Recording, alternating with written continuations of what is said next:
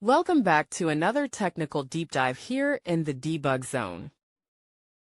Today we're tackling a big question and breaking it down with insights from other users. Hopefully this clears up some misconceptions and helps you get the answer you need.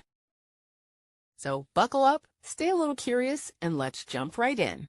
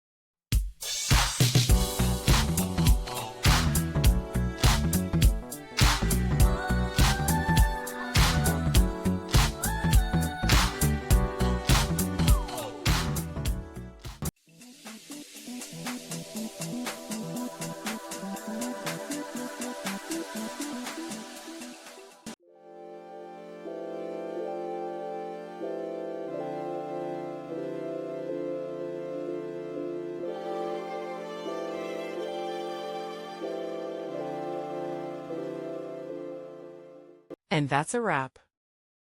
I hope you found the answer you were looking for. If you did, take a second to hit that subscribe button. It really helps out. And let me know in the comments which solution worked best for you.